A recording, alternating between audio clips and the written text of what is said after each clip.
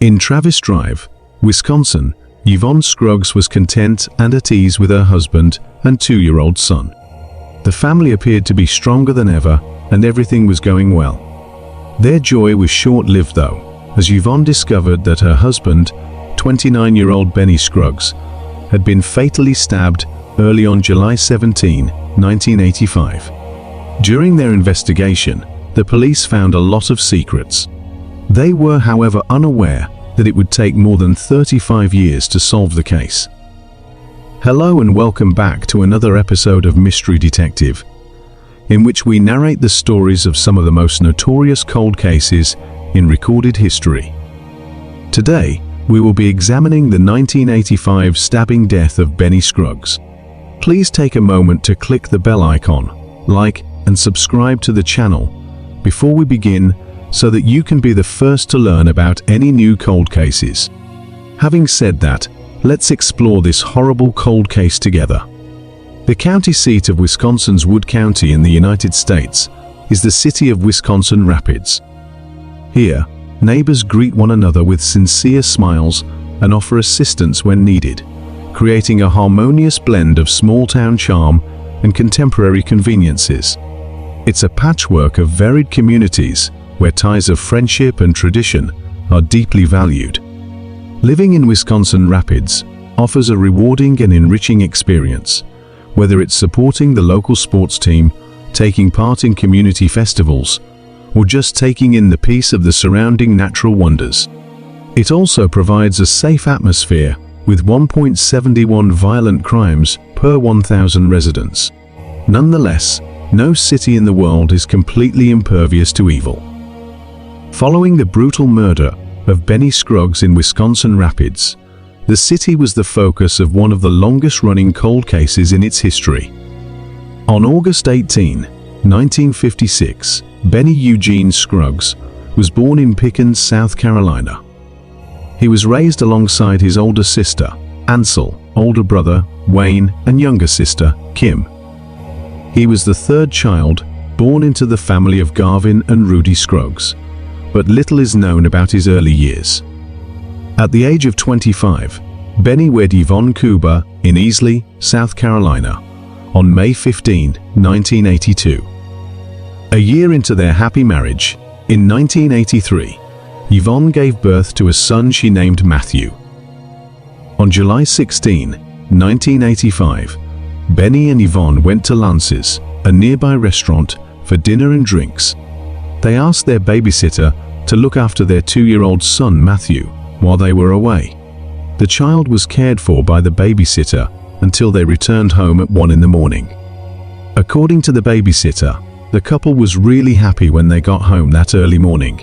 The couple said their goodbyes to the babysitter and went to bed. It was still unclear exactly what happened next. Nevertheless, the culmination of each scenario is the same.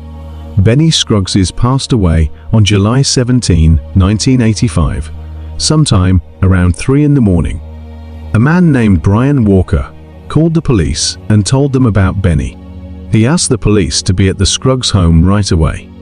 When they asked for more details about the situation as they were en route, Brian informed the police that he was Benny's neighbor and that Benny's wife, Yvonne, had called him for help. On arrival at the Scruggs home, he saw that Benny had been stabbed. Brian went on to say that Benny was bleeding heavily and barely breathing. He was advised by the officers to keep applying pressure to the area in order to stop the bleeding. In response, he said that he was carrying a knife in case the murderer returned. The police first calmed him down and advised him to put the knife down and instead apply pressure to the wound because they were aware of the circumstances and knew how worried he would be. Over the phone, officers could hear Brian calling Yvonne to come press on Benny's bleeding area. Additionally, they heard Yvonne mention that one of her butcher knives had vanished. Benny's mobile home, located in the Pioneer Village Mobile Home Park at 1310 29th Avenue South in Travis Drive, was quickly approached by Wisconsin police. With a towel covering his stab wounds, Benny lay bleeding on the waterbed in his trailer home. The coroner pronounced Benny dead when the ambulance finally pulled up to the scene. A single knife wound to the upper left side of the chest was found to be the cause of death after the police sent his body for an autopsy. According to Dr. Robert Huntington, the medical examiner, the murder weapon was an extremely large knife. He suggested to the investigators that a big butcher's knife might have been the weapon. Huntington claimed that because Benny had no wounds on his hands or arms for defense, he was stabbed while he was sleeping. The blade had cut through his lung to the last layer of flesh on his back, between two vertebrae. He added that there would have been a hole in the waterbed if the knife had been even a quarter of an inch longer. After talking with Yvonne, the detective found that the knife that had vanished from their kitchen fit the murder weapon description pretty well. This prompted a thorough hunt for the murder weapon. In the vicinity of Pioneer Village, the mobile home park where Benny lived, police emptied a pond in an attempt to find the knife, but they were unable to find any. On July 22, 1985, volunteer divers from the Central Wisconsin Diving Academy also assisted law enforcement in their unsuccessful search for the knife. The next week, Benny was buried in Wisconsin Rapids at the Reslawn Memorial Park. Benny's wife, Yvonne, who was 21 at the time, said during the first interrogation that she had gone to another room to comfort her child after hearing him scream. She continued by saying that she had dozed off in her son's room. When she woke up, she went back to Benny's bedroom, and it was then that she discovered Benny had been stabbed during her absence. She made other statements as well, though. When Yvonne was asked to come in for a follow-up interview following the first one, she said something a little different. After the babysitter left, she claimed to the detectives that Benny had fallen asleep, but she had not. She eventually heard her son, who is 2 years old, crying. She went to check on the toddler and spent 10 minutes in his room because she was already awake. Returning to the bedroom where Benny slept, she discovered the caravan door was open and an odd shovel leaning against the refrigerator, which gave her the impression that something was wrong. Since the Scruggs family lacked a shovel, Yvonne hurried to see how Benny was doing. Her spouse was lying in a puddle of blood. After seeing the horrifying scene, she called her neighbor Brian for help. Following the second interview, Yvonne was heard by the investigators telling her friends, "I was sleeping next to him. Someone stabbed him. I'm not sure." In their last interview of the evening, Yvonne revealed that she and Benny had fallen asleep together. When she woke up, she discovered that he had puked and that their son had come crying into their room. Throughout the interviews, Yvonne's statement kept changing. With all of these contradicting remarks, the detectives' work became needlessly complicated. They were made to feel as though Yvonne had no desire to assist them in solving the case. They consequently started concentrating on other comments made by their neighbor, Donald Meyer. While few people had any information that could have helped with the investigation, Donald Meyer's testimony was deemed crucial by the authorities.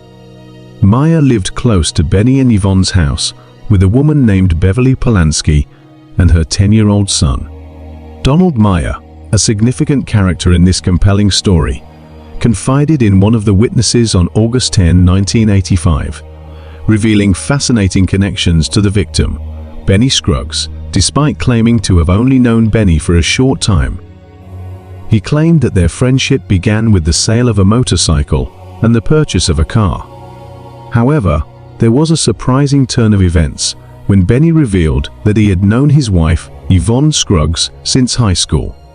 It's interesting that they ended up together again. 4 or 5 years prior, Mia and Yvonne had worked together at the Wilco store. Mia stated that although Yvonne felt he had mistreated her while they were in school, she was adamant about getting him back. In short order, their professional relationship quickly became personal and involved romance. Yvonne used to give Maya rides home, stopping frequently for private conversations on a remote dirt road. He went on to say that Yvonne was prone to losing her temper and that he wouldn't be shocked if she was the one who killed Benny. It is said that Yvonne confided in Maya before Benny was killed, airing her grievances regarding her husband. Yvonne and Benny's once ferocious passion had soured. Maya took her claim that she had lost the fizz to mean that she no longer felt the same way she did about Benny. The days before Benny's terrible death saw an increase in tension. Benny confronted Maya 3 days prior to his death, revealing Yvonne's constant reference to Maya, which infuriated Benny. It seemed to both men like a calculated attempt to provoke and arouse his jealousy.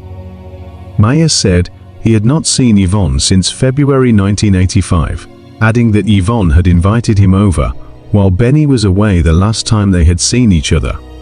They made good use of their private time and enjoyed themselves in the living room. Donald Maya added that Yvonne told him just before he left that he already knew how to get rid of Benny if he ever wanted to be with her. Maya's comments significantly altered the direction of the case. When Yvonne was interviewed in August 1985, the police confronted her about Maya's remarks.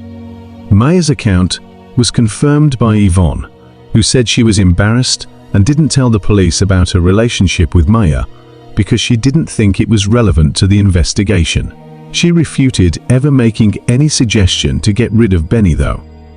Before long, Yvonne became the focus of suspicion, and the investigators dug deep to find any evidence that would allay their worries.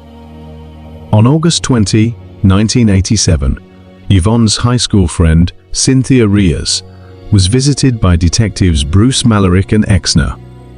She said that in May 1985, she and Yvonne were at a social service event held at the Wood County Courthouse. Yvonne approached Cynthia as soon as Benny and she entered the room, lowered her face to her ear, and made crude remarks about Benny before revealing that he had found out about her lover. She added that since she and Benny wouldn't be together for very long, it wasn't something that worried her too much. Following this mysterious statement, Yvonne vanished and got in touch with Cynthia about 2 months after Benny passed away. She asked if she had heard about the murder of Benny, to which Cynthia replied that she had. Yvonne revealed to her that everyone believed that she had killed Benny, her husband. Cynthia questioned Yvonne about it, asking if she really did. Yvonne, however, didn't respond. Another witness who was acquainted with the Scrugs said Yvonne had once told her that she knew who had killed Benny. When the witness questioned her about why she didn't report the incident to the police, she reiterated that she knew who was at fault, but was unable to report him to the police. Following that statement, Yvonne's credibility was called into question, and the police began to suspect that she had some sort of involvement in the crime. The investigators were on edge due to Yvonne's provocative remarks. They carried on for several years. Nevertheless, the case stagnated due to a lack of evidence until Maya's fresh testimony in 2012.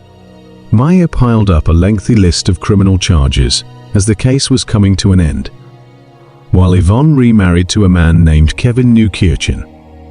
Mia faced 2 counts of threatening a Wood County judge in 2005. A jury found him guilty of the charges in 2006. He was accused of stalking on 10 different occasions.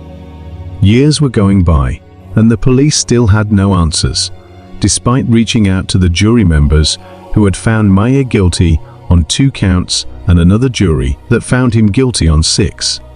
However, as Donald Maya awaited his stalking trial in the Wisconsin prison system and Wood County Jail, the case was about to take a turn. In 2012, he made contact with the Wisconsin Rapids Police Department, expressing his desire to talk about the murder of Benny Scrugs. Maya was instrumental in cracking the case, even though he acknowledged to the police that he did not commit the crime. He told the police during the interview that Yvonne was trying to set him up for Benny's death. Additionally, he said that he had visited the Scruggs residence multiple times, which would make it easier for her to carry out her plan since his fingerprints were found everywhere. In addition, he drew a detailed sketch of the caravan and included details about its occupants that had not before been disclosed, like the fact that the back door was bolted shut and the bedroom door did not lock. When a witness came forward in 2013, after reading about Benny's murder in the newspaper, suspicions regarding Yvonne increased even further. She stated in the interview that while Yvonne was still married to her new husband, her son dated her between 1989 and 1990. She continued by saying that Yvonne responded that she loved them both when she asked her about dating her son while she was married to someone else. In response to the witness's warning that she couldn't have it both ways, Yvonne retorted that she had already killed one spouse and could do it again if needed. During the interview, the witness's son, who dated Yvonne, was also present. He said he had asked her about her child's father and about what had happened to him when they were courting. According to Yvonne, he had died because she had killed him, but she did add that she couldn't remember much of it because she was intoxicated. Investigators spoke with a few of Maier's prisoners in 2013. They said that when Yvonne was married to Benny, Maier used to enjoy talking about his continuous physical relationship with her. The prisoners claim that during Maier's incarceration, he spoke with other prisoners about the Benny Scrugs case. One prisoner claimed that on the evening of the July 17, 1985 murder, Maier stood outside in Caravan Park and watched Benny and Yvonne Scruggs head back home. Maier informed the prisoner that he was aware that Benny would be alone in the bedroom since Yvonne Scruggs would be in her son's room at the mobile home. In a separate interview, a prisoner told police that Donald Maier had told him what had transpired the day Benny Scruggs was killed. Maier allegedly entered the bedroom of the mobile home, stabbed Benny Scruggs, and left. After that, he went home, undressed, showered, and threw away the murder weapon along with his clothes. Maier said he knew the trash would be picked up first thing in the morning, so that's why he decided to kill that day. He also said that while the police were still looking for the murder weapon, the trash collectors picked up the trash with the knife in it. On November 13, 2015, Yvonne died in Eagle River, Wisconsin, from severe alcohol poisoning. Yvonne was the subject of Benny's investigations, and although the investigators harbored misgivings about her, she was never charged with or tried for murder. Maier informed a witness that Yvonne was dead and that the police would never find the knife after learning of her passing. Maier had once said that the night before he killed Benny, he had a sexual relationship with her. This information was provided by another prisoner. In an interview conducted later in 2017, one of Maier's fellow prisoners claimed that he had admitted to killing Benny. He said that Yvonne's refusal to be with Maier while her husband was alive was the reason Maier killed Benny. He mentioned in the course of the interview that he also heard Maier talking to his mother on the phone. He was expressing his relief in that phone call that Yvonne and Benny were both dead. Eventually, the investigators found the phone call tape which supported the witnesses' accounts. After 37 years, the Wisconsin Rapids Police Department received assistance from the Wisconsin Department of Justice's Division of Criminal Investigation. And in 2022, 60-year-old Donald Maier was charged with Benny Scruggs' murder.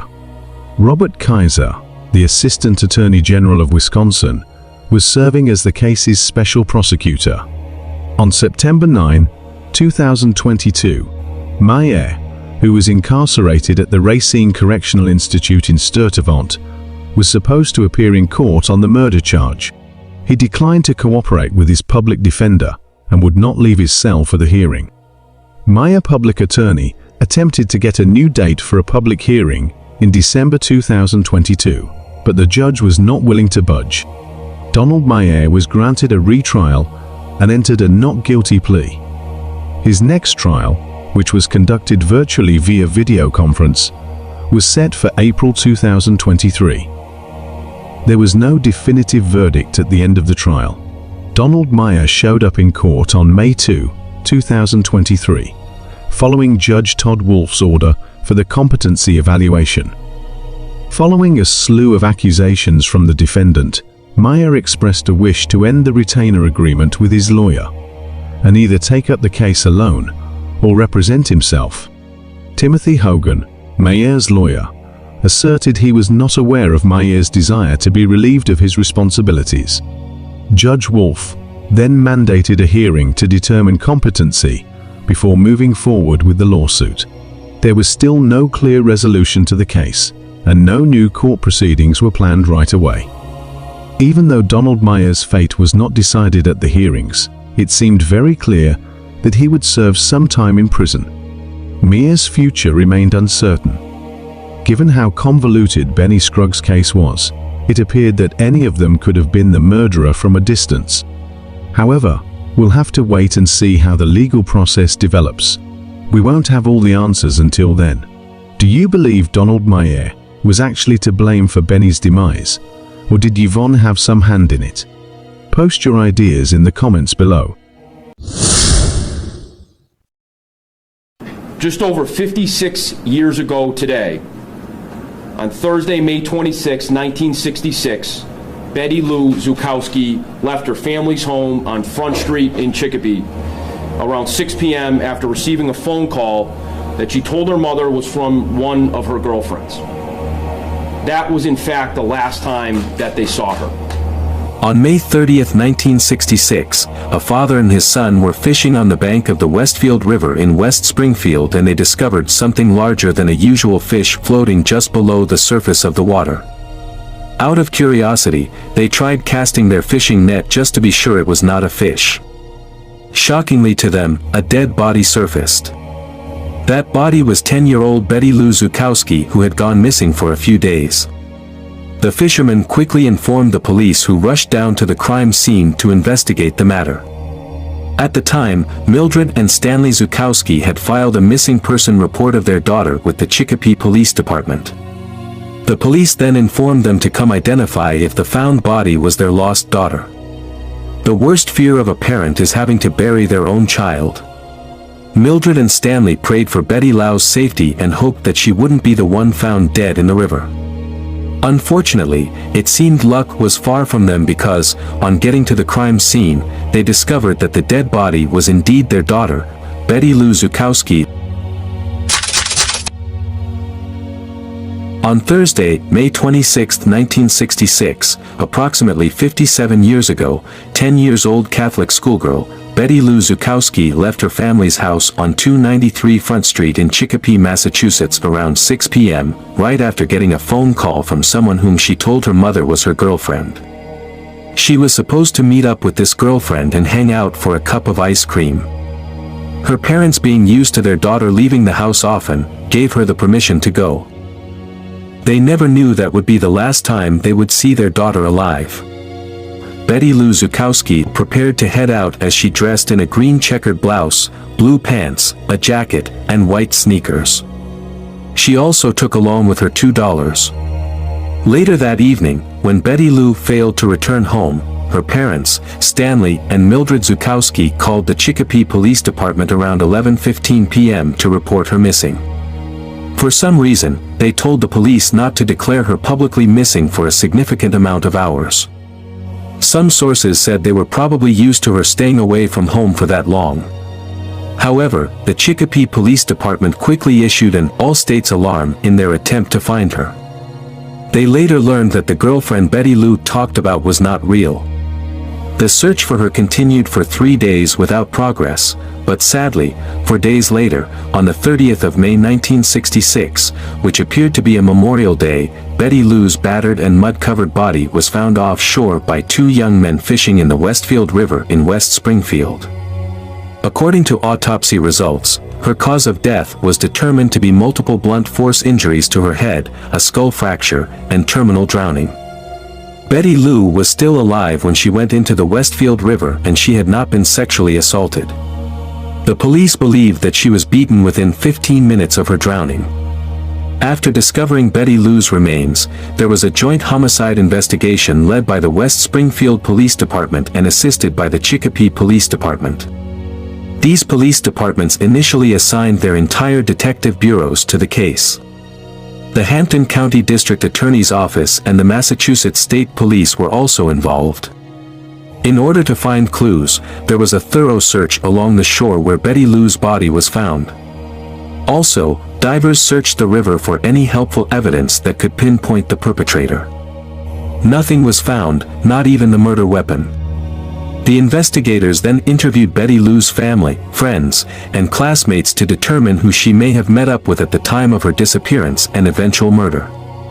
Her Chicopee friends had told police that she liked exploring the caves that were dug into the bank of Chicopee River behind the Chicopee Electric Light Company. Police, however, checked all the places she loved to explore but found nothing that could lead them to her killer. According to police and news reports from the time of her death, Betty Lou was portrayed as a loose girl. Her friends described her as smart, kind, funny, adventurous, energetic and spunky. They said she had dyed her dark brown hair to blonde at the age of 10. She wore makeup, had pierced ears and often wore cross-shaped earrings. According to her close friends, she had been seen at times with teenage boys, hanging out with them mostly in their cars. Some people said Betty Lou was probably in a hurry to grow up at the age of 10, and her free-spirited nature must have made her trust an older person who eventually took advantage of her and murdered her. Betty Lou's friend had told investigators that she had once said she was seeing a boy named Ralph. Back in 1966, according to her friend's description of Ralph, he was a white, 17 or 18 years old male with black hair, brown eyes, medium complexion, and often wore black-framed glasses. He was said to be 5'5" and weighed between 125 and 135 pounds. He drove either a Chevrolet that had a dark blue bottom with either a white or light blue top or a dark green Chevrolet sedan. However, the police discovered that the name Ralph was non-existent. Betty Lou had either lied about Ralph's real name or Ralph had lied to Betty Lou about his name. The police believed that Betty Lou knew the person who killed her, otherwise she would not have left her home after receiving the phone call on Thursday night. Detectives claimed that she met up with this person and ended up in West Springfield after riding in a vehicle operated by someone she knew. However, in the days following the discovery of her body, there was no significant leads. On the 2nd of June 1966, Betty Lou Zukowski was buried on her 11th birthday. Her funeral was held at Holy Name Church in Chicopee and was conducted with high mass honors. Several schoolmates from her 5th grade class at the Valentine School in Chicopee were pallbearers. Those who attended her funeral were made up of her entire class and her teacher.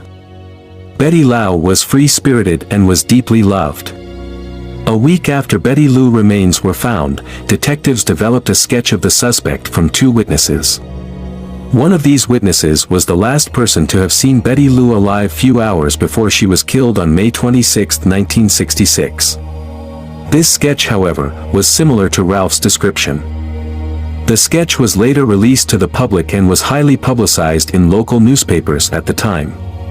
It brought investigators some tips, but none led to the identity of the killer. Having exhausted all leads, the case went cold for years, but, after the formation of the Hampton District Attorney's Office's Unresolved Cases Unit in 2019, Betty Lou's homicide case was reopened. Officials then got to find out that in November of 1997, a man named Donald Mars was brought up as a suspect when investigators of the West Springfield Police Department received information from multiple sources that linked him to Betty Lou's killing. However, he was never arrested due to lack of sufficient evidence to pin him to the crime. 25 years later, in 2022, Betty Lou's case gained an intense focus, and on Tuesday, November 1st of 2022, Donald Mars was charged with first-degree murder in the death of Betty Lou Zukowski. A warrant for his arrest was issued. Donald Mars was then taken into custody on the 2nd of November 2022. The evidence that linked him to the murder has not been disclosed yet, but, at the press conference, Hampton District Attorney Anthony Gugliuni did mention that significant statements made led to Donald Mars' arrest. Someone must have seen something and confessed, or Donald Mars probably implicated himself during interrogation. Donald Mars came from a well-known family in Chicopee. His father, Roger Mars, owned Mars Heating and Service, and had 5 sons. Roger Mars served in Korea, and at least 2 of his sons were in the military. Donald Mars was probably one of those sons in the military because at the time of his arrest, he was living at a Veterans Administration facility in Bedford. Donald Mars seemed to have quite a number of crimes in his life book. According to the State Sex Offender Registry Board, in 1995, Donald Mars had been convicted of 2 counts of child rape with force and 3 counts of indecent assault and battery on a child under 14. He is classified as a Level 3 sex offender, which means he is considered most likely to re-offend. When he was convicted in May of 1995, he was sentenced to 2.5 years in prison and was released in June of 1997 and given probation. He violated the probation and was given a 5 to 7 year sentence at Cedar Junction. After his convictions, Donald Mars was determined to be sexually dangerous and was civilly committed to the Massachusetts Treatment Center in Bridgewater from 1994 to 2015, before finally landing in a Veterans Administration facility, a hospital in Bedford, Massachusetts, where he was living before his arrest. At the time of Betty Lou's murder, Donald was 17 years of age, and the sketch made from the description of Ralph by Betty Lou's friends is similar to the high school yearbook photo of Donald Mars. Also, at the time of murder, Donald Mars was somewhat familiar with the area where Betty Lou's body was found. According to a newspaper archive, his family used to visit his grandparents' house at 102 Woodmont Street in West Springfield. They went to their home for Christmas, Thanksgiving, and other occasions. This address is a 4-minute drive from the murder scene at the end of Dewey Street. Donald Mars, who is now 73 years old, was arraigned to a Hampton Superior Court indictment charging him with first-degree murder for the killing of Betty Lou. In a proceeding conducted via Zoom, when he was asked to enter his plea, Donald Mars pleaded not guilty while sounding as if he wanted to burst into tears. As this indictment, sir, how do you wish to plead, guilty or not guilty? Not guilty. Thank you, sir. His criminal history was described and he was asked to be held without right to bail. This didn't sit well with Donald Mars as he appeared disdainful. The case was adjourned to May 1st of 2023 for pre-trial conference. Sadly, Betty Lou's parents are no more as they died in the 1980s. Mildred Zukowski, who died at the age of 61, was said to have fell off from her room's window. Some source said she committed suicide since she probably could not take the pain of losing Betty Lou Zukowski, her only child. A year later, Stanley Zukowski died at age 64 from an unknown cause. No siblings of the Zukowski family is recorded alive. However, the Hampton District Attorney, Anthony Gugliuni, has this to say after Donald Mars was finally arrested. Sadly, Betty Lou's parents are deceased and will not see Donald Mars answer for what we allege he did to their daughter. My office, however, has been in contact with Betty Lou's extended family members, one of whom, in fact, was a pallbearer at her funeral in 1966. While this investigation undoubtedly will not bring Betty Lou back to her family or grant her the opportunity to grow into a healthy adult that she and every child deserves, it is for them and for Betty Lou that we embark on this journey of seeking justice. Many cold cases had been left unsolved for ages without the perpetrators being brought to book. But recently, families of murder victims now have a glimmer of hope as most of these cases are being truly solved, giving them closure and finally finding peace and rest for their deceased loved ones. We hope that all perpetrators of murder and other horrible crimes be apprehended even before they get a chance to go 6 feet under the ground. This case takes us to North Webster, Indiana. In 1975, the little town of North Webster was known to be quiet, peaceful, and safe. It was a place where residents often kept their doors unlocked. Back then, parents would often give their children the freedom to go ride bikes up and down the traffic-free streets. North Webster was a community where everyone knew each other, and people spent hours hanging out on their front porches. But when Laurel Mitchell was murdered, the news of her death sent shockwaves throughout the small town, and residents were faced with the unsettling possibility that the killer could be someone they knew. The small lake community of North Webster had never before seen a crime like the 1975 murder of Laurel Jean Mitchell. Even today, with the case solved, the community still remembers the case. Laurel Jean Mitchell was born on the 24th of May, 1958 to Richard Dick Mitchell and Wilma Mae Mitchell in Whitley County, Indiana. At the time of Laurel's murder, Dick Mitchell was a well-known public figure in North Webster. He was a U.S. Marine Corps veteran. On the other hand, Laurel's mother, Wilma Mitchell, operated the North Webster Food Pantry at Augsburger's for several years. Apart from Laurel, Dick and Wilmer had two more children named Bruce and Sarah, who were 18 and 12 respectively. Laurel and her siblings had a tight-knit bond despite the occasional siblings' rivalry. Laurel grew up to become a loved personality in North Webster. Her friendly nature and heartwarming smile won over the hearts of everyone she met. She often went out of her way to make other people around her happy and feel loved. Laurel had many talents, in which one of them was her love for singing. This made her join the local church choir. Her love for music did not stop there. She was a good dancer who brushed up her skills by taking dance lessons at a local studio. She found a sense of accomplishment in singing and dancing. By the age of 17, Laurel Mitchell was set to begin her senior year in Wawasee High School. Before the school year began, she decided to take up a job at the Cokesbury Inn, a small restaurant in Epworth Forest, located on the shores of Webster Lake. For her, taking up a job at the restaurant means having the opportunity to gather experience and add value to her life, while she makes a couple of extra bucks. On the 6th of August, 1975, the Mitchell's family started their day unaware that a tragedy awaits them by the end of the day. Laurel, Sarah, and a friend of Laurel who stays with them woke up to tackle their morning chores. Bruce, the oldest child and the only son, was not around at the time because he was already married and was serving in the Army in California. Dick and Wilmer got ready for work and bade their daughters goodbye as they headed out to their respective workplace. Later that afternoon, Laurel, who was on a night shift, also headed to work with plans of meeting up with her friends at Adventureland when her shift was over. Oftentimes when she works the night shift, either her mom or dad would pick her up after work. But on the 6th of August, 1975, since she had plans to meet up with her friends, she didn't see the need for her parents to come pick her up.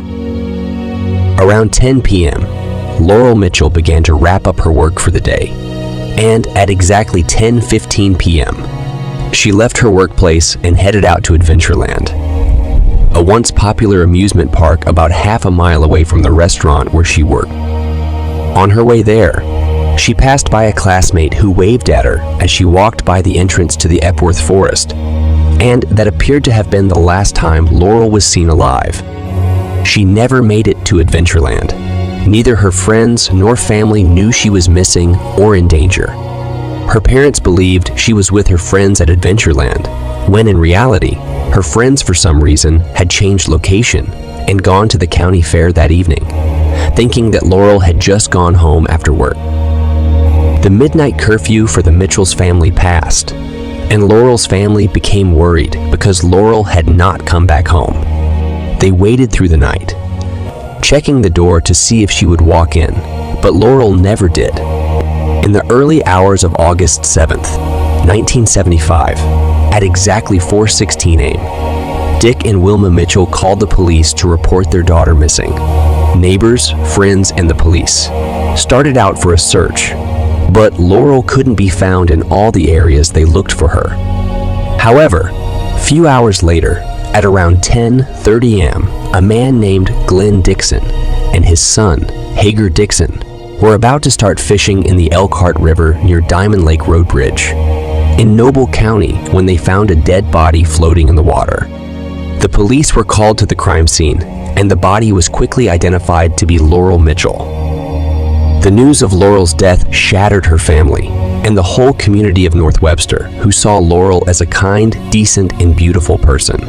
Laurel was described as smart, boisterous, and motherly, often doting on the neighborhood children. Due to her involvement in the local church choir group, dance classes, and other community events, she was a well-known face in the small town of North Webster. And this was why residents in North Webster were shocked. They wondered who could kill such a sweet girl who wouldn't hurt a fly. On the day Laurel's body was discovered, Dr. Peel Sankey from the Goshen General Hospital in Goshen, Elkhart County, Indiana, performed an autopsy on her. The cause of Laurel's death was determined to be drowning. She showed no obvious signs of trauma aside from several bruises on her hands and shoulder. She was said to have resisted her attacker, fighting for her life. When Laurel was discovered, she was fully clothed, however. The autopsy determined that she had been sexually assaulted. The police ruled the case to be homicide, and the search for Laurel's killer began. Indiana State Police, along with the Kosciuszko County Sheriff's Department, the Noble County Sheriff's Department, and the Noble County Coroner's Office opened an investigation into Mitchell's death. Investigators spent thousands of hours trying to solve her murder. They followed every lead. They interviewed neighbors who lived around the crime scene. A woman named Catherine Flynn, who lived at the area at the time of Laurel's murder, told the police that around 10 p.m. on the 6th of August, 1975, that she heard a loud car turn around next door. She said she heard voices say, "Let's get," or "Let's get her." Another resident with the name Frank Overmeyer told investigators he also heard a loud vehicle in the neighborhood, possibly an Oldsmobile. The police followed these leads and tried all they could, but the killer of Laurel could not be found. Over the next 5 decades, numerous detectives continued to work on her case. With no improved DNA technology in the 1970s, the Laurel Mitchell's case was gradually getting cold. After waiting for years to get answers, sadly, Dick and Wilmer Mitchell couldn't cheat nature as they passed away from natural causes at the age of 82 in 2012. However, despite the case growing colder by the day, Laurel's sister, Sarah Mitchell, never gave up hope of finding answers. Every year, she would appeal to the media to once again cover her sister's story, and always maintain contact with Detective Kevin Smith, who was assigned to Laurel's case. During one of her chats with the detective, Sarah mentioned that a family friend had told her a small band from Delphi, Indiana called Celebrate the Sun, consisting of several boys and girls around the ages of 16 to 20, had played a show that evening at the Cokesbury Inn and had left around the same time Laurel was last seen alive. The family friend also mentioned seeing the same group at the fire station later that evening. He described seeing a woman having a panic attack and hyperventilating outside of the fire station. He said the woman was accompanied by a group of guys, all around the ages of 16 to 20, who were trying to calm her down. The detective then told Sarah that this tip had never been reported and felt it was worth investigating. Investigators then tracked down the members of the band. It was, however, discovered that they were a performing church group who were not from Delphi and had never stopped at the fire station that evening. The case went cold again, but in June 2013, a year after Laurel's parents died, Renee Sexton, a Florida woman who was 16 years old and living in Noble County in 1975, contacted the county sheriff's department to inform them that she had gone on a date with a man called John Wayne Lefman.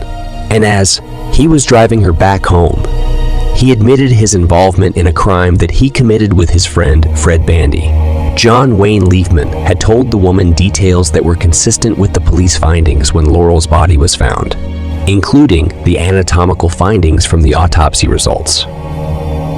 In 2014, Bill McDonald, who was a high school sophomore at the time of Laurel's murder, told police that he socialized with a man named Fred Bandy while in high school, and that Fred Bandy told him after Laurel Mitchell's murder that he had committed the crime and also provided details of the location where her body was found.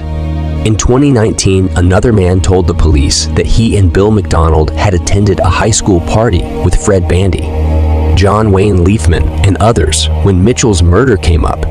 Fred Bandy then stated that he and John Wayne Leafman committed the crime of killing Laurel Mitchell together. These multiple confessions were what the investigators needed to pursue the case vigorously once again. After the last witness came forward with the same information, in 2019, Laurel Mitchell's clothes and other evidence preserved from the crime scene in 1975 were resubmitted for DNA testing at the Indiana State Police Laboratory. The forensics developed a profile for a possible suspect. 3 suspects who were initially on the list of the investigators were eliminated and attention was shifted to Fred Bandy for a buccal swab. On December 5, 2022, authorities visited Fred Bandy at his residence, explaining to him the reason they were there, and asking for a sample of his DNA. Surprisingly, Fred Bandy did not put up a fight. He voluntarily provided the DNA sample. Fred Bandy's buccal swab was then taken to the lab for testing, and the results showed that Fred Bandy is more likely to be the contributor of the DNA found in Laurel Jane Mitchell's clothing than any other unknown person. A search warrant on Fred Bandy's home was issued, and during the search, investigators later discovered that Fred Bandy had a 1971 Oldsmobile.